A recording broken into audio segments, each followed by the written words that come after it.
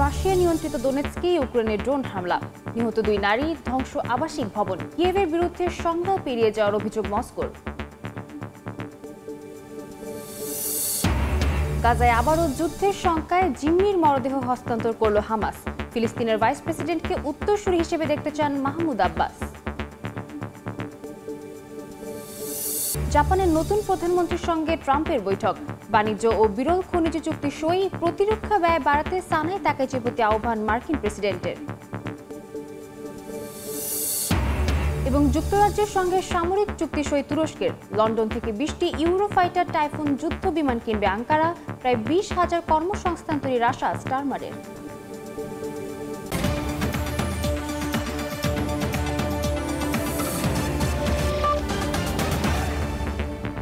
আন্তর্জাতিক সময়ের সঙ্গে আছি আমি সাদিয়া তাসনিম। রুশ নিয়ন্ত্রিত দোনেৎস্কে ড্রোন হামলা চালিয়েছে ইউক্রেন। এতে নিহত হয়েছেন অন্তত 2 জন নারী। পুড়ে গেছে পুরো একটি আবাসিক ভবন। এর মধ্যেই কিয়েভ ইচ্ছে করে সংলাপ এড়িয়ে যাচ্ছে বলে অভিযোগ করেছে মস্কো। এছাড়া উত্তর কোরিয়ার সঙ্গে সবকিছু পরিকল্পনা অনুযায়ী হচ্ছে বলে জানিয়েছেন রুশ প্রেসিডেন্ট ভ্লাদিমির পুতিন। রাতের আধারে বিস্ফোরণে কেঁপে ওঠে শহরের আবাসিক এলাকা। স্থানীয় সময় রোববার রাতে ইউক্রেনের কিয়েভের রুশ হামলার পর জবাব দেয় ইউক্রেনীয় বাহিনীও। রুশ নিয়ন্ত্রিত দোনেৎস্ক শহরের কেন্দ্রীয় অংশে ড্রোন হামলা চালায় কিয়েভ। একটি বহুতল ভবনের ওপর ড্রোনটি আঘাত হানলে মুহূর্তেই আগুন ধরে যায় কয়েকটি অ্যাপার্টমেন্টে। প্রাণহানি ছাড়াও আহত হয়েছেন বেশ কয়েকজন। রুশ প্রশাসন বলছে এটি ছিল ইউক্রেনীয় সেনাদের চালানো রাতের ড্রোন হামলা। তবে কিয়েভ কোনো মন্তব্য করেনি। দোনেৎস্ক, লুহান্স্ক, জাপোরিজিয়া ও খেরসন এই 4টি অঞ্চল 2022 সালে রাশিয়া দখল করে নিজেদের ভূখণ্ড হিসেবে ঘোষণা দেয়। এদিকে একই রাতে দোনেৎস্কের পাশের এলাকায়ও ক্ষেপণাস্ত্র হামলার খবর দিয়েছে রুশ গণমাধ্যম, যেখানে একাধিক বাড়ি ক্ষতিগ্রস্ত হয়। 2022 সালের ফেব্রুয়ারিতে রুশ প্রেসিডেন্ট ভ্লাদিমির পুতিনের নির্দেশে পূর্ণমাত্রার আক্রমণ শুরু হওয়ার পর থেকে এই অঞ্চলগুলোই হয়ে উঠেছে যুদ্ধের সবচেয়ে সক্রিয় ফ্রন্টলাইন। এর মধ্যেই কিয়েভ ইচ্ছে করে সংলাপ এড়িয়ে যাচ্ছে বলে অভিযোগ করেছে মস্কো। রুশ উপপররাষ্ট্রমন্ত্রী জানান, কিয়েভ আলোচনার প্রস্তাবে সাড়া না দেয়ায় পরিস্থিতির কোনো পরিবর্তন হয়নি। তবে মার্কিন প্রেসিডেন্ট ডোনাল্ড ট্রাম্পের প্রস্তাবিত যুদ্ধবিরতি পরিকল্পনা নিয়ে ইতিবাচক অবস্থানে রয়েছে ইউক্রেন। জেলেনস্কি বলেছেন, বর্তমান যুদ্ধ সংঘাত আগে থামাতে হবে, এরপরেই শুরু হতে পারে প্রকৃত আলোচনার পথ। এদিকে রুশ প্রেসিডেন্ট ভ্লাদিমির পুতিনের সঙ্গে ক্রেমলিনে বৈঠক করেছেন উত্তর কোরিয়ার পররাষ্ট্রমন্ত্রী চো সন হুই। এ সময় দুই দেশের দ্বিপক্ষীয় সম্পর্ক জোরদারভাবে এগোচ্ছে বলে জানান রুশ প্রেসিডেন্ট। নাদিম মারজান, সময় সংবাদ। যুক্তরাষ্ট্রের সঙ্গে আগে থেকেই স্থগিত থাকা প্লুটোনিয়াম নিষ্পত্তি চুক্তি আনুষ্ঠানিকভাবে বাতিল করেছেন রুশ প্রেসিডেন্ট ভ্লাদিমির পুতিন। সোমবার এ সংক্রান্ত একটি আইনে স্বাক্ষর করে চুক্তিটি বাতিল করেন তিনি। পুতিনের স্বাক্ষরের আগে চলতি মাসের শুরুতে রাশিয়ার আইন প্রণেতারা চুক্তি বাতিলের অনুমোদন দেন। এই চুক্তির লক্ষ্য ছিল উভয় পক্ষকে আরও পারমাণবিক অস্ত্র নির্মাণ থেকে বিরত রাখা। পরমাণু অস্ত্র নিয়ন্ত্রণে 2000 সালে এই চুক্তি করে দুই দেশ। পরে 2010 সালে কিছুটা সংশোধন করা হয়। চুক্তিটির মেয়াদ 2026 সালে শেষ হওয়ার কথা থাকলেও এখনই তা বাতিল করল রাশিয়া।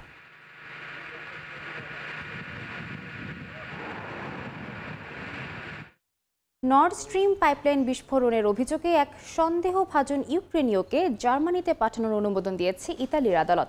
সাবেক ইউক্রেনীয় সেনা কর্মকর্তা সের্গেই কুজনেতসভ অভিযুক্তের পর তার আইনজীবী জানান, সিদ্ধান্তটি ইতালির সর্বোচ্চ আদালতে আপিল করা হবে। জার্মান তদন্তকারীদের দাবি, রুশ গ্যাস সরবরাহকারী পাইপলাইনে বিস্ফোরণের মূল সমন্বয়ক ছিলেন তিনি। এর আগে পোল্যান্ড একই মামলার আরেক ইউক্রেনীয় সন্দেহভাজন ডাইভিং প্রশিক্ষক ভ্লাদিমির জুরাভলোভকে জার্মানির হাতে তুলে দিতে অস্বীকৃতি জানিয়েছিল প্রমাণের অভাব ও এখতিয়ারের প্রশ্নে। মার্কিন সাংবাদিক সেমোর হার্শ 2023 সালে দাবি করেন, তৎকালীন প্রেসিডেন্ট জো বাইডেনের নির্দেশে ন্যাটো মহড়ার সময় মার্কিন নৌবাহিনী ডুবুরিরা পাইপলাইনে বিস্ফোরক বসিয়েছিল। অবশ্যই অভিযোগ অস্বীকার করেছে ওয়াশিংটন ডিসি ও অসলো। আবারও যুদ্ধ শুরুর শঙ্কায় জিম্মির মরদেহ হস্তান্তর করেছে হামাস। এখনও 12 ইসরায়েলি জিম্মির মরদেহ পড়ে আছে ধ্বংসস্তূপের নিচে। এ পর্যন্ত সংগঠনটি 20 জীবিত জিম্মি ও 16 জনের মরদেহ ফেরত দিয়েছে। কিন্তু বোমা বর্ষণে এই দেহগুলো এমনভাবে বিকৃত যে শনাক্ত করা কঠিন হয়ে পড়েছে। এর মধ্যেই স্পষ্ট হয়ে উঠেছে ফিলিস্তিনের নেতৃত্ব পরিবর্তনের ইঙ্গিত। ভাইস প্রেসিডেন্টকে উত্তরসূরি হিসেবে দেখতে চান মাহমুদ আব্বাস।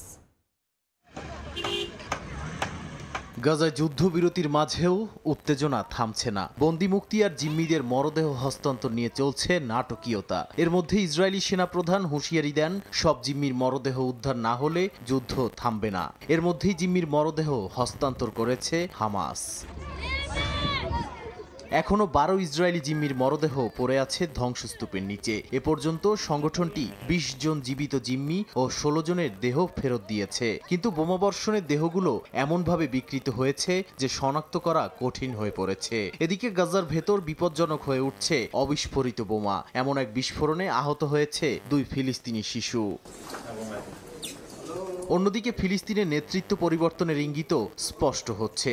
89 বছর বয়সী প্রেসিডেন্ট মাহমুদ আব্বাস জানিয়েছেন, দায়িত্ব পালনে অক্ষম হলে ভাইস প্রেসিডেন্ট হোসেইন আল শেখ হবেন তার উত্তরসূরি। এদিকে কারাবন্দী নেতা মারওয়ান বারঘুতির ছেলে ট্রাম্পের কাছে বাবার মুক্তির ব্যবস্থা করার আহ্বান জানিয়েছেন। তিনি ফিলিস্তিনিদের ঐক্যের প্রতীক হিসেবে পরিচিত। এরই মধ্যে পশ্চিম তীরে দখলদার ও সেনা হামলা 13% বেড়েছে। প্রতিদিনই নতুন স্থানে হামলা চালিয়ে যাচ্ছে ইসরায়েলি দখলদাররা। পশ্চিম তীরে বেশ কয়েকটি বাড়িঘরে গিয়ে ফিলিস্তিনিদের ওপর নির্যাতনও চালায় তারা। নাদিম মারজান, সময় সংবাদ। বেলজিয়ামের ব্রাসেলসে শুরু হয়েছে গাজা শিশুদের দুর্দশা তুলে ধরতে এক ব্যতিক্রমী আলোকচিত্র প্রদর্শনীর। জাতিসংঘ, ইউরোপীয় ইউনিয়ন ও বেলজিয়ান কর্তৃপক্ষের যৌথ উদ্যোগে আয়োজিত এ প্রদর্শনীতে উঠে এসেছে যুদ্ধের ভয়াবহতা। গাজার ধ্বংসস্তূপের মাঝে শিশুর কান্না, শূন্য দৃষ্টিতে তাকিয়ে থাকা মুখ, সব মিলিয়ে যেন এক দৃশ্যমান আর্তনাদ। উপত্যকাটি শিশুদের বাস্তবতা তুলে ধরতে বেলজিয়ামের রাজধানী ব্রাসেলসে আয়োজন করা হয়েছে বিশেষ আলোকচিত্র প্রদর্শনীর।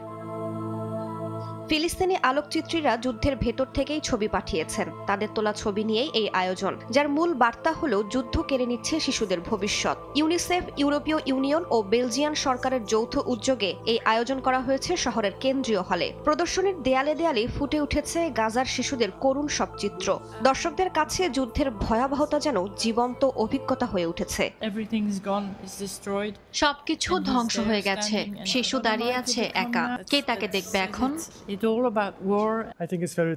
মানুষ কষ্ট পাচ্ছে, অথচ বিশ্ব তেমন কিছুই করছে না। এখনই সময় ফিলিস্তিনের পাশে দাঁড়ানোর। প্রদর্শনীতে যাওয়া দর্শকরা শিশুদের জন্য সুন্দর ভবিষ্যৎ কামনা করেন। রাইসা জান্নাত, সময় সংবাদ। এশিয়া সফরের অংশ হিসেবে জাপানের নবনির্বাচিত প্রথম নারী প্রধানমন্ত্রী সানাই তাকাচির সঙ্গে বৈঠক করেছেন যুক্তরাষ্ট্রের প্রেসিডেন্ট ডোনাল্ড ট্রাম্প। সোমবার 2 নেতার বৈঠক হয়। এদিন যুক্তরাষ্ট্র জাপান সম্পর্ক জোরদারে একটি চুক্তি এবং গুরুত্বপূর্ণ খনিজ সম্পদ সরবরাহ নিরাপত্তা নিশ্চিতে আরেকটি চুক্তি স্বাক্ষর করেন 2 নেতা। ক্ষমতায় আসার পর এটি তাকাইচির প্রথম বড় কূটনৈতিক পদক্ষেপ। এদিকে জাপানি পণ্য যুক্তরাষ্ট্রের রফতানিতে 15% শুল্কে সমঝোতায় পৌঁছালেও তা এখনও কার্যকর হয়নি। এদিন আলোচনায় ট্রাম্প জাপানের প্রতিরক্ষা ব্যয় বাড়ানোর আহ্বান জানান। জাপান সফর শেষে দক্ষিণ কোরিয়ায় যাবেন মার্কিন প্রেসিডেন্ট। সেখানে চীনের প্রেসিডেন্ট শি জিনপিং এর সঙ্গে বৈঠকের কথা রয়েছে তার।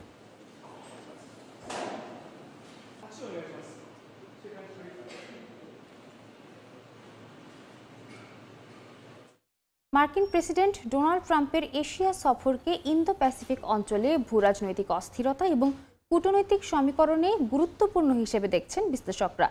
এই সফরে ট্রাম্প প্রশাসন একদিকে যেমন উত্তর কোরিয়ার পরমাণু হুমকির মুখে আঞ্চলিক মিত্রদের সঙ্গে সম্পর্ক জোরদার করছে, অন্যদিকে দক্ষিণ চীন সাগর ও তাইওয়ান ইস্যুকে ঘিরে চীনের সঙ্গে যুক্তরাষ্ট্রের ক্রমবর্ধমান বাণিজ্য ও শুল্কনীতির সংঘাত সামনে এসেছে। তবে আন্তর্জাতিক সম্পর্ক বিশ্লেষকরা বলছেন, এই সফর চীন যুক্তরাষ্ট্রের ভূরাজনৈতিক প্রতিদ্বন্দ্বিতা আরও প্রকট করে তুলবে, যা আঞ্চলিক স্থিতিশীলতার জন্য বড় চ্যালেঞ্জ। মধ্যপ্রাচ্যের পর এবার এশীয় প্রশান্ত মহাসাগরীয় অঞ্চলে দীর্ঘ সফরে মার্কিন প্রেসিডেন্ট ডোনাল্ড ট্রাম্প। মালয়েশিয়া থেকে জাপান, এক দেশ থেকে আরেক দেশে চষে বেড়াচ্ছেন মার্কিন প্রেসিডেন্ট। এই সফরকে ট্রাম্পের আমেরিকা ফার্স্ট নীতি দ্বারা চালিত মার্কিন পররাষ্ট্রনীতির অংশ হিসেবে দেখছেন বিশ্লেষকরা। নীতির মূল লক্ষ্যই হল যুক্তরাষ্ট্রের অর্থনৈতিক স্বার্থ রক্ষার পাশাপাশি মিত্র দেশগুলোর ওপর সামরিক ব্যয় ভাগ করে নেয়ার জন্য চাপ সৃষ্টি করা, বিশেষ করে ইন্দো প্যাসিফিক অঞ্চলে। এই অঞ্চলে চীন যুক্তরাষ্ট্রের জন্য বড় বাধা। বেইজিং এর ক্রমবর্ধমান প্রভাব মোকাবিলায় জাপান ও দক্ষিণ কোরিয়ার মতো ঐতিহ্যবাহী মিত্রদের সঙ্গে সম্পর্ক আরও জোরদার করছে ওয়াশিংটন ডিসি। অন্যদিকে কোয়াড জোটের ভবিষ্যৎ নিয়েও এই অঞ্চলে নানা জল্পনা সৃষ্টি হয়েছে। আন্তর্জাতিক সম্পর্ক বিশ্লেষকদের মতে জোটের সদস্য দেশ ভারত, যুক্তরাষ্ট্র, জাপান ও অস্ট্রেলিয়ার মধ্যে নিরাপত্তা সহযোগিতা বাড়ানোর মাধ্যমে চীনকে কোণঠাসা করার কৌশল নেওয়া হয়েছে। ট্রাম্পের এশিয়া সফরের গুরুত্বপূর্ণ একটি দিক হল চীন যুক্তরাষ্ট্র সম্পর্ক। দক্ষিণ চীন সাগরে চীনের সামরিক কার্যকলাপ এবং তাইওয়ানকে নিজেদের অবিচ্ছেদ্য অংশ দাবি করার মতো বিষয়গুলো মার্কিন নীতির মাথা ব্যথার কারণ হয়ে উঠেছে। চীন যুক্তরাষ্ট্র বাণিজ্য যুদ্ধ এই সফরের আলোচনার বিষয়। ট্রাম্প প্রশাসন চীনের ওপর উচ্চ শুল্ক আরোপ করে বাণিজ্য ঘাটতি কমানোর চেষ্টা করছে, যা আঞ্চলিক অর্থনীতিতে বড় ধরনের প্রভাব ফেলবে বলে মনে করা হচ্ছে। উত্তর কোরিয়ার পরমাণু কর্মসূচি ট্রাম্পের এশিয়া সফরের আরেকটি প্রধান বিষয় বলে মনে করছেন বিশ্লেষকরা। আন্তর্জাতিক রাজনীতি বিশেষজ্ঞরা বলছেন ট্রাম্পের এশিয়া সফর ইন্দো প্যাসিফিক অঞ্চলের দেশগুলোর আঞ্চলিক নিরাপত্তা, অর্থনীতি ও কূটনীতিতে এক নতুন মাত্রা যোগ করেছে। মালয়েশিয়ার মতো দেশগুলোও চীনের বেল্ট অ্যান্ড রোড ইনিশিয়েটিভ এবং মার্কিন নীতির মধ্যে ভারসাম্য বজায় রেখে চলার চেষ্টা করছে। তাদের মতে মার্কিন প্রেসিডেন্টের সফর চীন ও যুক্তরাষ্ট্রের মধ্যে ভূ রাজনৈতিক প্রতিদ্বন্দ্বিতা আরও প্রকট করে তুলবে, যা আঞ্চলিক স্থিতিশীলতার জন্য বড় চ্যালেঞ্জ। রাইসা জান্নাত, সময় সংবাদ। 8 বিলিয়ন পাউন্ডের সামরিক চুক্তি সই করল তুরস্ক ও ব্রিটেন। স্থানীয় সময় সোমবার আঙ্কারায় ব্রিটিশ প্রধানমন্ত্রী কিয়ার স্টারমার ও তুরস্কের প্রেসিডেন্ট রিসেপ তাইপ এরদোয়ান এতে স্বাক্ষর করেন। এর মধ্যে রয়েছে যে যুক্তরাজ্য থেকে 20টি ইউরোফাইটার টাইফুন যুদ্ধবিমান কিনছে তুরস্ক। স্বাক্ষর শেষে এরদোয়ান বলেন, এই চুক্তি দুই দেশের কৌশলগত অংশীদারিত্বের নতুন প্রতীক। এ প্রকল্পে ব্রিটেনে প্রায় 20,000 নতুন কর্মসংস্থান তৈরি হবে বলে জানিয়েছেন স্টারমার। নিজেদের বহরে থাকা F-16 পুরনো হয়ে যাওয়ায় যুক্তরাজ্যের সঙ্গে 2023 সাল থেকে ইউরোফাইটার কেনার আলোচনা শুরু করে তুরস্ক। এছাড়া আঙ্কারার তৈরি KAN ফাইটার জেট প্রস্তুত হতে এখনও কয়েক বছর সময় লাগবে বলে জানা গেছে। প্রথম ধাপে তুরস্ক, কাতার ও ওমান থেকে 12টি ব্যবহৃত টাইফুন পাবে। পরে যুক্তরাজ্য সরবরাহ করবে নতুন জেটগুলো। স্থানীয় সময় সোমবার আঙ্কারায় প্রেসিডেন্ট ভবনে অনুষ্ঠিত হয় স্বাক্ষর অনুষ্ঠান। এতে স্বাক্ষর হয় 8 বিলিয়ন পাউন্ডের সামরিক চুক্তি। বলা হয় যুক্তরাজ্য থেকে 20টি ইউরোফাইটার টাইফুন যুদ্ধবিমান কিনছে তুরস্ক। ইউরোপীয় নির্মাতা BAE সিস্টেমস, এয়ারবাস ও লিওনার্দো মিলে যৌথভাবে তৈরি করছে অত্যাধুনিক এই মাল্টিরোল টাইফুন জেট। এ সময় চুক্তিটিকে দুই দেশের কৌশলগত অংশীদারিত্বের নতুন প্রতীক হিসেবে উল্লেখ করেন তুরস্কের প্রেসিডেন্ট রিসেপ তাইপ এরদোয়ান। তিনি জানান, দুই দেশ এখন মুক্ত বাণিজ্য চুক্তি হালনাগাদ করছে এবং জ্বালানি ও প্রতিরক্ষা খাতে যৌথ বিনিয়োগ বাড়াতে প্রস্তুত। প্রথমবারের মতো যুক্তরাজ্য তুরস্ক দ্বিপাক্ষিক সহযোগিতা কাঠামো চালু করছে বলেও জানান ব্রিটিশ প্রধানমন্ত্রী কিয়ার স্টারমার। এই প্রকল্পে ব্রিটেনে প্রায় 20,000 নতুন কর্মসংস্থান তৈরি হবে। তাই এ প্রকল্পকে শুধু নিরাপত্তা নয়, অর্থনৈতিক দিক থেকেও বড় পদক্ষেপ আখ্যা দেন স্টারমার। বিশ্লেষকদের মতে ইরান, সিরিয়া ও লেবাননে ইসরায়েলের সাম্প্রতিক হামলা আরও সজাগ করেছে এরদোয়ান প্রশাসনকে। তাই তুরস্কের ইউরোফাইটার কেনা এক ধরনের প্রতিরোধমূলক প্রস্তুতি।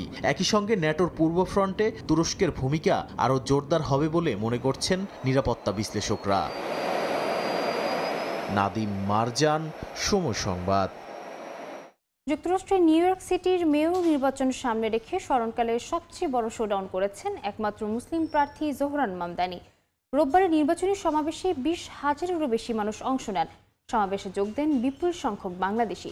4 নভেম্বর অনুষ্ঠিতব্য নির্বাচনে নিজ দলের প্রতিদ্বন্দ্বী স্বতন্ত্র প্রার্থী অ্যান্ড্রু কুমোর চেয়ে জরিপে ডেমোক্র্যাট প্রার্থী মামদানি বিশাল ব্যবধানে এগিয়ে আছেন। নির্বাচনে রিপাবলিকান প্রার্থী কার্টিস লিওয়া ভোটের মাঠে অনেকটা পিছিয়ে আছেন। নিউ ইয়র্ক থেকে Hasanuzzaman Shakir report. New York সিটির মেয়র নির্বাচনে এমন সমাবেশ কেউ কোনোদিন দেখেননি। স্থানীয় সময় রোববার ডেমোক্র্যাট সমর্থিত মুসলিম প্রার্থী জোহরান মামদানির সমাবেশ ঘিরে পুরো এলাকায় দেখা দেয় উৎসবের আমেজ। কুইন্সের ফরেস্ট হিল স্টেডিয়ামে যোগ দেন 20,000-এরও বেশি মানুষ। এতে বিপুল সংখ্যক বাংলাদেশি, ভারতীয় সহ এশীয় ভোটাররা অংশ নেন। আমাদের অনেক মানুষ যাবে ভোট দিতে, ওরা রাইট ভোটটাই দিবে। And আমরা find out করবো, and this is the first time it's happening, this change. আজকে একটা ঐতিহাসিক জনসভা হয়েছে, আমরা মামদানিকে ভোট দেব। আজকে মামদানি ক্যাম্পেইনে হাজার হাজার দর্শক হয়েছে, আমরা আশাবাদী মামদানি এইবার আমাদের মেয়র হবে। নির্বাচনের আগে শেষ র্যালিতে মামদানিকে সমর্থন জানান প্রভাবশালী ডেমোক্র্যাট সিনেটর বার্নি স্যান্ডার্স ও congresswoman Alexandria Ocasio Cortez. এ সময় নিরাপদ শহর গড়ার প্রত্যয় ব্যক্ত করেন মামদানি। এই শহরকে আমরা দুর্নীতিবাজ, রাজনীতিবিদ ও তাদের ধনকুবের দোসরদের খপ্পর থেকে বের করে আনবো। তাদেরকে বুঝিয়ে দেব যে নিউ ইয়র্ক সিটি বিক্রির জন্য নয়। নিউ ইয়র্ক সিটির নির্বাচন ঘিরে এখন টানটান উত্তেজনা। গেল জুলাইয়ে দলের প্রাইমারিতে মামদানির কাছে বিপুল ভোটে হেরেও মূল নির্বাচনে স্বতন্ত্র প্রার্থী হয়েছেন সাবেক গভর্নর অ্যান্ড্রু কুমো। প্রাইমারি ওই নির্বাচনে হেরে বর্তমান মেয়র এরিক অ্যাডামসও সমর্থন জানান কুমোকে। ফলে নির্বাচন হয়ে ওঠে প্রতিদ্বন্দ্বিতাপূর্ণ। বিভিন্ন জরিপ বলছে ফিলিস্তিনপন্থী মামদানি বিশাল ব্যবধানে এগিয়ে আছেন। সবকিছু ঠিক থাকলে হয়তো তিনিই হতে যাচ্ছেন নিউ ইয়র্কের ইতিহাসে প্রথম মুসলিম মেয়র। নিউ ইয়র্ক সিটির মেয়র নির্বাচনে ডেমোক্র্যাট প্রার্থী জোহরান মামদানির ঐতিহাসিক সমাবেশ। নিজ দলের একজন স্বতন্ত্র প্রার্থী হয়ে নির্বাচন করার পরেও মামদানি যে 4 নভেম্বরের নির্বাচনে বিজয়ী হতে চলেছেন তা রোববারের জনসভার পর অনেকটাই পরিষ্কার হলো, এমনটাই দাবি ডেমোক্র্যাট সমর্থকদের। হাসানুজ্জামান সাকি, সময় সংবাদ, নিউ ইয়র্ক। ত্রিনিদাদ ও টোবাগোতে পৌঁছেছে মার্কিন নৌবাহিনীর ডেস্ট্রয়ার জাহাজ ইউএসএস গ্রেভলি। দেশটিতে নিযুক্ত যুক্তরাষ্ট্রের দূতাবাস জানায় এটি দুই দেশের দীর্ঘমেয়াদী প্রতিরক্ষা সহযোগিতার অংশ। যদিও এটি পদক্ষেপকে সামরিক উস্কানি আখ্যা দিয়ে নিন্দা জানিয়েছে ভেনেজুয়েলা। প্রেসিডেন্ট নিকোলাস মাদুরোর দিন ফুরিয়ে আসছে বলে মন্তব্য করেছেন যুক্তরাষ্ট্রের সিনেটর রিক স্কট। ক্যারিবীয় সাগরে উত্তেজনা বাড়ছেই। ত্রিনিদাদ ও টোবাগোর রাজধানী পোর্ট অফ স্পেনে নোঙ্গর করেছে মার্কিন নৌবাহিনীর ডেস্ট্রয়ার জাহাজ ইউএসএস গ্রেভলি। স্থানীয় সময় রোববার থেকে বৃহস্পতিবার পর্যন্ত যৌথ সামরিক মহড়ায় অংশ নিচ্ছে যুক্তরাষ্ট্র ও ত্রিনিদাদ বাহিনী। ওয়াশিংটন জানিয়েছে এই মহড়ার উদ্দেশ্য দুই দেশের প্রতিরক্ষা সক্ষমতা বাড়ানো এবং মাদক ও আন্তঃদেশীয় অপরাধ দমনে সমন্বয় জোরদার করা। দেশটিতে অবস্থানরত যুক্তরাষ্ট্রের দূতাবাস জানান মানবিক মিশন ও নিরাপত্তা প্রশিক্ষণের মাধ্যমে আঞ্চলিক স্থিতিশীলতা নিশ্চিত করাই এই মহড়ার মূল লক্ষ্য।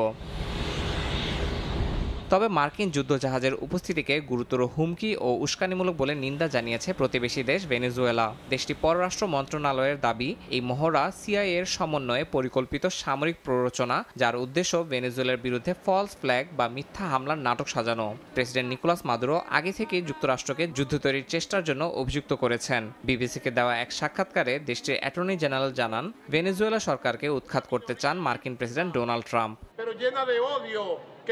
এদিকে যুক্তরাষ্ট্রের সিনেটর রিক স্কট সতর্ক করে বলেছেন, প্রেসিডেন্ট নিকোলাস মাদুরোর দিন ফুরিয়ে এসেছে। সিবিসিকে দেওয়া এক সাক্ষাৎকারে তিনি বলেন, মাদুরোর এখন রাশিয়া বা চীনে পালিয়ে যাওয়া উচিত। যদিও সরাসরি মার্কিন আগ্রাসনের সম্ভাবনা তিনি উড়িয়ে দিয়েছেন, তবু তার মতে ভেনেজুয়েলায় শিগগিরই উত্তেজনা দেখা যাবে।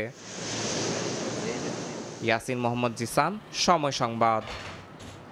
ক্যাটাগরি 5 মাত্রায় পরিণত হয়ে ক্যারিবীয় দ্বীপরাষ্ট্র জ্যামাইকার দিকে ধেয়ে যাচ্ছে হারিকেন মেলিসা। এরই মধ্যে মেলিসার প্রভাবে হাইতি, জ্যামাইকা ও ডমিনিকান রিপাবলিকে 7 জনের প্রাণহানির খবর পাওয়া গেছে। আহত হয়েছেন অন্তত 13 জন। মেলিসা স্থানীয় সময় মঙ্গলবার সকালে দ্বীপরাষ্ট্রটি স্থলভাগে আঘাত হানবে বলে ধারণা করা হচ্ছে। এর প্রভাবে ঘন্টায় 175 কিলোমিটার বেগে ঝড়ো বাতাস বয়ে যাচ্ছে, যা আরও বাড়তে পারে বলে সতর্ক করেছে দেশটির আবহাওয়া দফতর। এতে 40 ইঞ্চি পর্যন্ত বৃষ্টিপাত ও 13 ফুট জলোচ্ছ্বাস হওয়ার সম্ভাবনা রয়েছে। সরকারের নির্দেশে এরই মধ্যে জরুরি উদ্ধারকারী দল ঝুঁকিপূর্ণ এলাকার বাসিন্দাদের নিরাপদ স্থানে সরিয়ে নিতে শুরু করেছে। দ্বীপরাষ্ট্রটির ইতিহাসে হারিকেন মেলিসা সবচেয়ে ভয়াবহ ঝড় হতে চলেছে বলে ধারণা সংশ্লিষ্টদের। তীব্র বায়ুদূষণে বিপর্যস্ত ভারতের দিল্লি ও পাকিস্তানের লাহোর। দিল্লির আকাশে বিষাক্ত ধোঁয়া ছড়িয়ে পড়ায় কমে গেছে দৃষ্টিসীমা। অন্যদিকে সীমান্ত পেরিয়ে সেই দূষণ পৌঁছেছে লাহোরেও। উভয় শহরেই বায়ুর মান বিপজ্জনক পর্যায়ে পৌঁছেছে। দূষণ ঠেকাতে চলছে পানি ছিটানো থেকে শুরু করে জরুরি অভিযান, তবুও স্বস্তি নেই নগরবাসীর।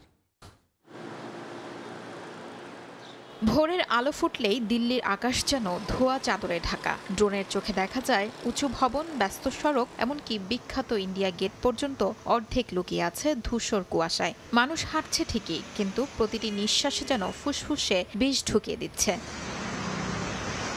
প্রতি বছর শীত নামার আগে এমন দৃশ্যই তৈরি হয় ভারতের রাজধানীতে। ভারী ঠান্ডা বাতাস, গাড়ির ধোঁয়া, নির্মাণস্থলের ধূলিকণা আর ফসলের অবশিষ্ট অংশ পোড়ানোর ধোঁয়াকে আটকে রাখে নিচেই। এ কারণে বায়ুর মান পৌঁছে গেছে অত্যন্ত ঝুঁকিপূর্ণ পর্যায়ে। সাময়িক সমাধানে দূষণ কমাতে পানি ছিটানোর ব্যবস্থা নিয়েছে দিল্লি সরকার। রাস্তার ধুলো ভিজছে, বাতাস একটু স্যাঁতস্যাঁতে হচ্ছে, কিন্তু বিশেষজ্ঞরা বলছেন এই আরাম খুবই ক্ষণস্থায়ী। সীমান্তের ওপারেও একই চিত্র। পাকিস্তানের লাহোরের রেললাইন, সড়ক, ফুটপাত সবকিছু যেন এক অদৃশ্য ধোঁয়ার পাতার নিচে। পাঞ্জাবে মোতায়েন হয়েছে অ্যান্টি স্মোক গান, রাস্তা ও গাছপালায় পানি ছিটিয়ে দূষণ কমানোর চেষ্টা চলছে। দীপাবলির পর ভারতের দিক থেকে আসা বাতাস লাহোরের দূষণ আরও বাড়িয়েছে। সাথে আমাদের নিজস্ব ফ্যাক্টরি, যানবাহন ও নির্মাণ কাজ সব মিলিয়েই পরিস্থিতি গুরুতর। দূষণ রোধে পাঞ্জাবে বিশেষ টিম গঠন করা হয়েছে। কৃষি জমিতে আগুন দেখলেই তা নেভানোর নির্দেশ দেওয়া হয়েছে। যে কৃষক আইন ভাঙবে তার বিরুদ্ধে মামলা, গ্রেফতার আর জরিমানার ঘোষণা দিয়েছে কর্তৃপক্ষ। শিউলি রোজা, সময় সংবাদ। ২৭তম দিনে গড়িয়েছে মার্কিন সরকারের শাটডাউন। রিপাবলিকান ও ডেমোক্র্যাটদের রাজনৈতিক রোষণারের শিকার হচ্ছেন লাখ লাখ মানুষ। একই সঙ্গে সেনা ও সরকারি কর্মীরা বেতন পাচ্ছেন না। নভেম্বর মাসেও খাদ্য সহায়তা এবং নারী ও শিশুদের পুষ্টি নিশ্চিত করা সম্ভব হবে না বলে জানিয়েছে যুক্তরাষ্ট্রের কৃষি দফতর। মার্কিন কংগ্রেসের রাজনৈতিক টানাপোড়েন চলছেই। ২৭তম দিনে গড়িয়েছে যুক্তরাষ্ট্রের শাটডাউন। নাগরিক, বিমানযাত্রী, ছোট ব্যবসা এবং বহু পরিবারের ওপর গভীর প্রভাব ফেলছে এই স্থবিরতা। এর মধ্যেই মার্কিন কৃষি মন্ত্রণালয় জানিয়েছে নভেম্বর মাসেও খাদ্য বিতরণ সুবিধা স্থগিত থাকবে। ৪ কোটি ২০ লাখ নিম্ন আয়ের মানুষ এতে প্রভাবিত হবেন। এছাড়া নভেম্বরের শুরুতে নারী ও শিশুদের সহায়তা প্রোগ্রামও বন্ধ হতে পারে বলে জানায় তারা। জরুরি চিকিৎসা সার্ভিস চালু থাকলেও চিকিৎসক ও হাসপাতাল পেমেন্টে বিলম্বের আশঙ্কা আছে বলে জানান বিশ্লেষকরা। এছাড়া বিভিন্ন স্থানে বিলম্বিত হচ্ছে ফ্লাইট। লস অ্যাঞ্জেলেসে ২ ঘন্টার গ্রাউন্ড স্টপ, আর New York, Boston, Denver, Atlanta ও অরল্যান্ডোর মতো হাবগুলোতেও বিলম্ব ও বাতিলের সম্ভাবনা দেখা দিয়েছে। কেন্দ্রীয় বিমান সংস্থা FAA জানিয়েছে পর্যাপ্ত এয়ার ট্রাফিক কন্ট্রোলার না থাকায় বিমান চলাচল ধীর হচ্ছে। অন্যদিকে জরুরি কর্মীরা বেতন না পেলেও চালিয়ে যাচ্ছেন কাজ। অর্থমন্ত্রী জানিয়েছেন নভেম্বরের ১৫ তারিখ বেতন হতে পারে না। তহবিল বিলম্বিত হয় নিম্ন আয়ের পরিবারগুলো শীতের সময় গ্যাস ও বিদ্যুৎ বিল না দিতে পারার ঝুঁকিতে রয়েছে। বিদ্যুৎ ও গ্যাসের দামও বাড়ছে। নাদিম মারজান, সময় সংবাদ।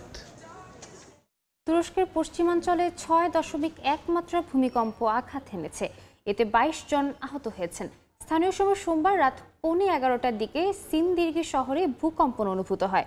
৩ মাসের কম সময়ের মধ্যে শহরটিতে দ্বিতীয়বারের মতো ভূমিকম্প হলো। এতে ৩টি ভবন ও একটি দোকান ধসে পড়ে। তার আগেই সেখান থেকে মানুষজনকে সরিয়ে নেওয়া হয়। তুরস্কের জরুরি ব্যবস্থাপনা বিষয়ক সংস্থা জানিয়েছে দেশটির অর্থনৈতিক রাজধানী ইস্তাম্বুল ও পর্যটন শহর ইজমিরেও কম্পন অনুভূত হয়। এর আগে গত ১০ আগস্ট একই মাত্রার একটি ভূমিকম্প হয় সিনদির্গি শহরে। এতে একজন নিহত এবং বেশ কয়েকজন আহত হন।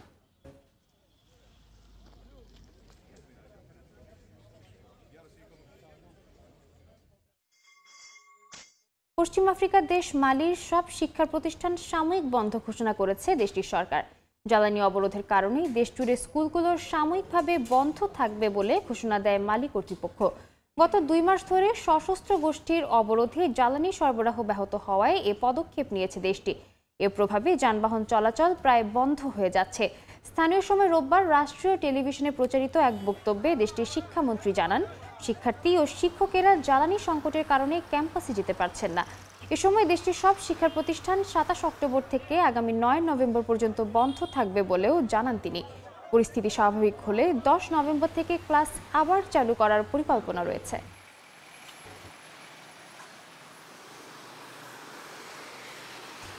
দক্ষিণ কোরিয়ার চাংওনি সিটিতে বাংলাদেশ সহ ১৩টি দেশের অংশগ্রহণে অনুষ্ঠিত হয়েছে মাম্ফ ফেস্টিভ্যাল। ৩ দিনব্যাপী উৎসবে লাল সবুজের পতাকা নিয়ে ঐতিহ্যবাহী পোশাক, সঙ্গীত, নৃত্যের মাধ্যমে মাতিয়ে তোলেন প্রবাসী বাংলাদেশিরা।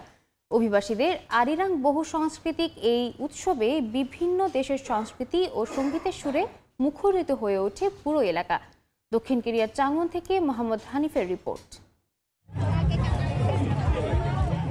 দক্ষিণ কোরিয়ার সাংওন শহরে অনুষ্ঠিত হল মাইগ্রেশন আরিরাং মাল্টিকালচারাল ফেস্টিভ্যাল মাম্প। এটি বহুজাতিক সংস্কৃতির অন্যতম বড় উৎসব। প্রতি বছর বিশ্বের বিভিন্ন দেশের অভিবাসীরা নিজ নিজ দেশের সংস্কৃতি ঐতিহ্য তুলে ধরেন এই বিশেষ উৎসবে। এবার মাম্প 20 বছর পূর্তি উপলক্ষে আয়োজন ছিল জাঁকজমকপূর্ণ। বৈচিত্র্যের মধ্যে ঐক্যের থিম নিয়ে এবারের উৎসবে এশিয়া, আফ্রিকা ও ইউরোপ সহ প্রায় 13টি দেশ অংশ নেয়। একসাথে বিভিন্ন দেশের অংশগ্রহণে উৎসবটি রঙিন এক মিলন মেলায় পরিণত হয়। এবছর বিশেষভাবে নজর কাড়ে বাংলাদেশের অংশগ্রহণ। বাংলাদেশিরা লাল সবুজের পতাকা হাতে নিয়ে ঐতিহ্যবাহী পোশাক, সঙ্গীত ও নৃত্যের মাধ্যমে মাতিয়ে তোলেন পুরো প্যারেড।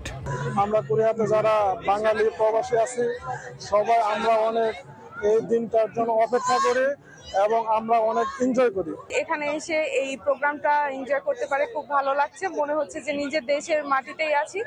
বাংলাদেশ টিমের আয়োজক গিয়ংনাম বাংলাদেশ কমিউনিটির নেতারা জানান, বিশ্বের কাছে দেশের সংস্কৃতি তুলে ধরতে বাংলাদেশ সরকার এবং দূতাবাসের সহযোগিতা প্রত্যাশা করেন তারা।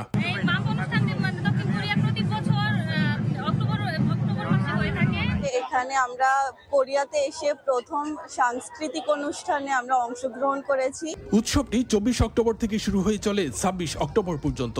এ সময় সাংওনের সিয়ংসান আর্ট হল, ইয়ংজি কালচারাল পার্ক এবং সাংওনের জুঙ্গাং ড্যারো যেন কোরিয়ার বুকে এক বিশ্ব সংস্কৃতির প্রতিচ্ছবি হয়ে ওঠে।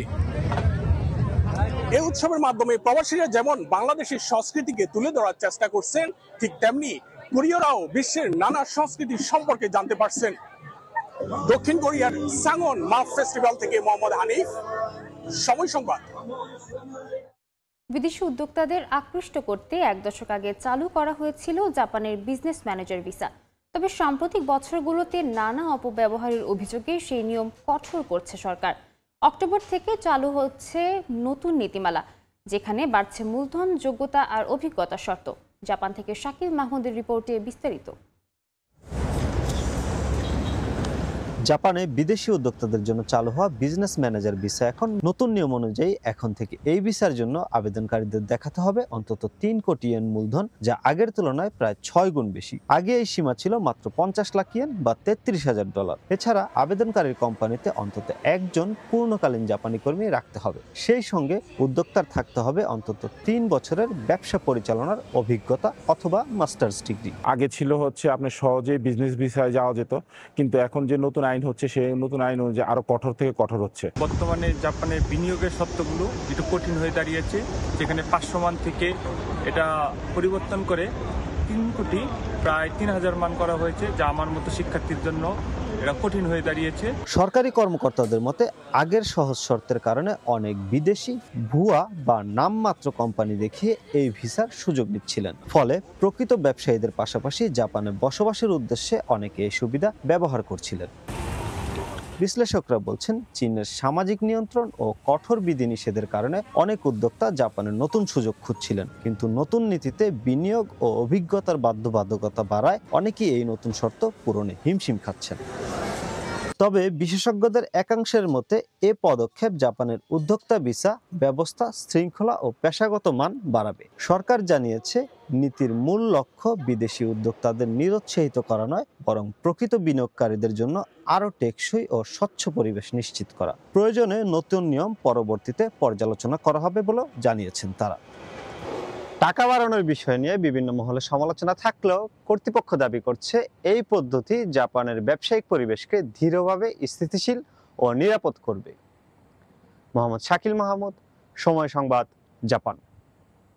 দুবাইয়ে শুরু হয়েছে সুগন্ধি ও প্রসাধনী প্রস্তুতকারী প্রতিষ্ঠানের সবচেয়ে বড় আন্তর্জাতিক প্রদর্শনী ওয়ার্ল্ড বিউটি মিডল ইস্ট 2025। এবারের আসরে অংশ নিচ্ছে বিশ্বের প্রায় 3000 প্রতিষ্ঠান। মেলায় যোগ দিয়েছেন কয়েক লাখ ক্রেতা, বিক্রেতা ও দর্শনার্থী। বিস্তারিত শিবলি আল সাদিকের রিপোর্ট। দুবাই ওয়ার্ল্ড ট্রেড সেন্টারের জ্যাবেল হলে চলছে 3 দিন ব্যাপী world beauty middle east exhibition. এই মেলায় বিশ্বের প্রায় 3000 কোম্পানি তাদের পণ্য ও নতুন উদ্ভাবন প্রদর্শন করছে। এবারের আসরে মধ্যপ্রাচ্য ভিত্তিক বাংলাদেশি সুগন্ধি ও কসমেটিক্স প্রস্তুতকারী শতাধিক প্রতিষ্ঠান অংশ নিয়েছে। আপনি ইন্ডাস্ট্রিয়াল 12-তে আমাদের দোকানে আসতে পারেন। আমরা আপনাকে আপনার প্রয়োজন অনুযায়ী বেশি পরিমাণ দিতে পারি। সব গ্রাহকই আমাদের অর্ডারে সন্তুষ্ট। প্রথম দিয়ে অনেক ভালো সারা পাইছি, ইনশাআল্লাহ সামনে আরো 2 দিন আরো ভালো হবে। প্রস্তুতকারকদের দিক থেকে যতটুকু সম্ভব সর্বোচ্চটা দেওয়ার চেষ্টা করি। আমাদের এখানে আসার একমাত্র উদ্দেশ্য হলো আরো বেশি ক্লায়েন্ট পাওয়া। এই পরিস্থিতিতে প্রদর্শনী সবচেয়ে ভালো সুযোগ। মেলায় বিশ্ববিখ্যাত ব্র্যান্ডগুলো তাদের নতুন প্রোডাক্ট উন্মোচন করেছে। বিক্রয় প্রতিনিধিরা জানান প্রথম দিনেই গ্রাহকদের প্রচুর সাড়া মিলেছে। মরক্কো, ইজিপ্ট, কাতার, বাহরাইন, ওমান এইসব দেশগুলো থেকে আমার বিউটি ওয়ার্ল্ড এক্সিবিশনে অনেক কাস্টমার আসে এবং ওদের সাথে ভালো একটা বিজনেস হয়ে যায়। মেলায় আগত বিদেশি অতিথিরা বলছেন মধ্যপ্রাচ্যে পারফিউম সামগ্রীর জনপ্রিয়তা এবং দুবাইয়ের বৈশ্বিক ব্যবসায়িক কেন্দ্র হিসেবে খ্যাতি এই প্রদর্শনীর সফলতার মূল কারণ। বাংলাদেশি কয়েকটি র মেটেরিয়াল ও বোতলজাত কোম্পানি এবার প্রথমবারের মতো নিজেদের পণ্য আন্তর্জাতিক ক্রেতাদের সামনে তুলে ধরেছে। তবে বাংলাদেশের ভিজিট ভিসা বন্ধ থাকায় মেলায় বাংলাদেশি দর্শনার্থীর উপস্থিতি ছিল না। বিশ্বের নামকরা অসংখ্য সুগন্ধি কোম্পানি এই মেলায় এসেছেন তাদের গ্রাহকদের কাছে পণ্যের গুণগত মান এবং পরিচিতি তুলে ধরতে। এই প্রতিযোগিতায় মধ্যপ্রাচ্য ভিত্তিক বাংলাদেশের বেশ কয়েকটি কোম্পানি গ্রাহকদের নজর কাড়তে সক্ষম হয়েছে। শিবলা আল সাদিক, সময় সংবাদ, দুবাই, সংযুক্ত আরব আমিরাত। হ্যালোউইনের ঠিক আগ মুহূর্তে লন্ডনে খুলেছে ডার্ক সিক্রেটস নামে এক ভয়াবহ ও রহস্যময় প্রদর্শনী, যেখানে এক ছাদের নিচে মিলছে শত শত অভিশপ্ত পুতুল, আমাজনের এক আদিবাসী গোষ্ঠীর শুয়ার উপজাতির শুকনো মাথা, ভ্যাম্পায়ার শিকার কিট থেকে শুরু করে কিংবদন্তি রক তারকা জিমি হেনরিক্সের ব্যবহৃত জ্যাকেট পর্যন্ত।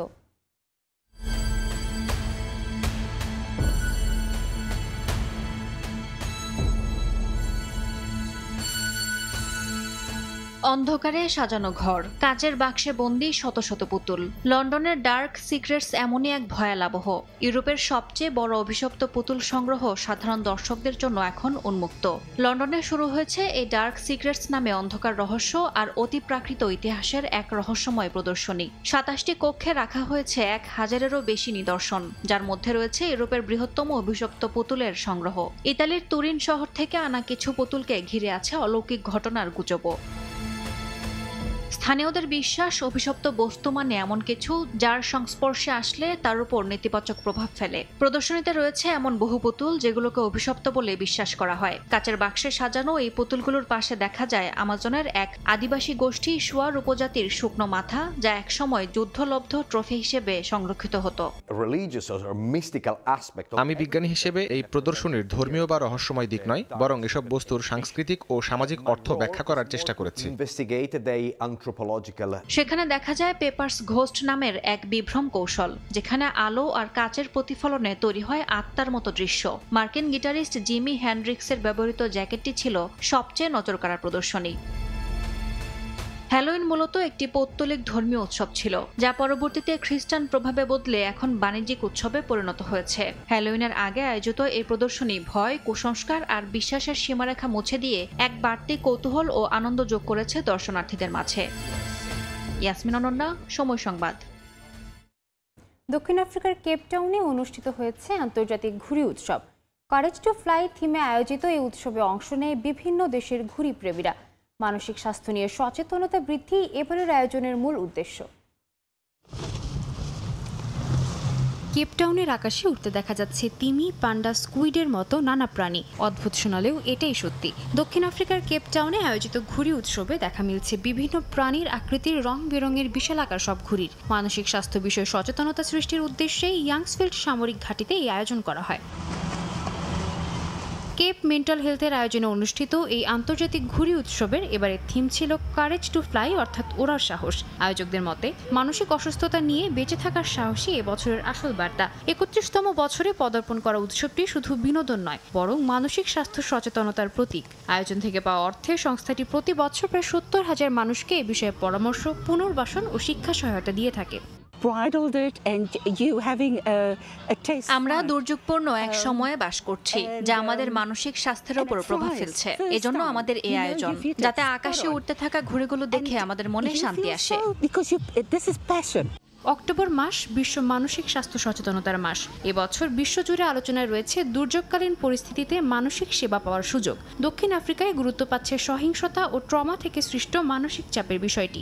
বিশেষজ্ঞদের মতে বৈশ্বিক অস্থিরতার এই সময়ে মানসিক স্বাস্থ্য সেবার সহজ প্রাপ্যতা এখন সময়ের দাবি। সাদিয়া তাসনিম, সময় সংবাদ। চীনের হুনান প্রদেশের লিউইয়াং শহরে শুরু হয়েছে আন্তর্জাতিক আতশবাজি উৎসব। বিশ্বের বিভিন্ন দেশের শীর্ষ আতশবাজি বিশেষজ্ঞদের অংশগ্রহণে এই উৎসব। এমন জাঁকজমকপূর্ণ আয়োজন দেখে উচ্ছ্বাস প্রকাশ করছেন অংশগ্রহণকারীরা। চীনের হুনান প্রদেশের লিউইয়াং নদীর তীরে ঝলমলে আলোয় আলোকিত হয়েছে চীনের 17তম লিউইয়াং আতশবাজি উৎসব। 2 দিন ব্যাপী এই উৎসবের মূল আকর্ষণ লিউইয়াং আতশবাজি প্রতিযোগিতা, যেখানে যুক্তরাষ্ট্র, জাপান, হাঙ্গেরি, বেলজিয়াম, সুইডেন ও স্লোভেনিয়ার 6টি আন্তর্জাতিক দল অংশ নেয়। এমন চমকপ্রদ আয়োজন দেখে উচ্ছ্বাস প্রকাশ করেন দর্শনার্থীরা। চীনের লিউইয়াং শহর আতশবাজির শহর হিসেবে বিশ্বব্যাপী পরিচিত, যেখানে রয়েছে 431টি উৎপাদনকারী প্রতিষ্ঠান, যা চীনের মোট আতশবাজি রফতানির প্রায় 70% সরবরাহ করে। পাশাপাশি শহরটিতে প্রতিনিয়ত স্থানীয় কারিগরদের সঙ্গে সমন্বয় করে বিদেশি দলগুলো তৈরি করে নানা আতশবাজির প্রদর্শনী। এই উৎসবটি চমৎকার এবং এটি বিশ্বব্যাপী বিখ্যাত। আমরা এখানে চীনের কর্মীদের সঙ্গে কাজ করেছি, পাশাপাশি কোম্পানির ম্যানেজারদের সঙ্গেও কাজ করেছি। রং, আলো আর সৃজনশীলতার এই উৎসব শুধু বিনোদনের নয়, বরং সংস্কৃতি বিনিময় ও আন্তর্জাতিক সহযোগিতার একটি উজ্জ্বল প্রতীক হিসেবেও কাজ করছে। অংশগ্রহণকারীরা বলছেন, চীনের আতশবাজি ঐতিহ্য শুধু দৃশ্যত নয়, বরং কূটনৈতিক সম্পর্ক ও সংস্কৃতিগত বন্ধনকেও জোরদার করছে। অর্জিতা শেহজিন, সময় সংবাদ। আন্তর্জাতিক সময়ের শীর্ষ সংবাদগুলো জানিয়ে দিচ্ছে আরেকবার। রাশিয়া নিয়ন্ত্রিত দোনেৎস্কে ইউক্রেনের ড্রোন হামলা, নিহত 2 নারী, ধ্বংস আবাসিক ভবন। কিয়েভের বিরুদ্ধে সংলাপ এড়িয়ে যাওয়ার অভিযোগ মস্কোর। গাজায় আবারও যুদ্ধের শঙ্কায় জিম্মির মরদেহ হস্তান্তর করল হামাস। ফিলিস্তিনের ভাইস প্রেসিডেন্টকে উত্তরসূরি হিসেবে দেখতে চান মাহমুদ আব্বাস। এবং জাপানের নতুন প্রধানমন্ত্রীর সঙ্গে ট্রাম্পের বৈঠক, বাণিজ্য ও বিরল খনিজ চুক্তি সই, প্রতিরক্ষা ব্যয় বাড়াতে সানাই তাকাইচির প্রতি আহ্বান মার্কিন প্রেসিডেন্টের।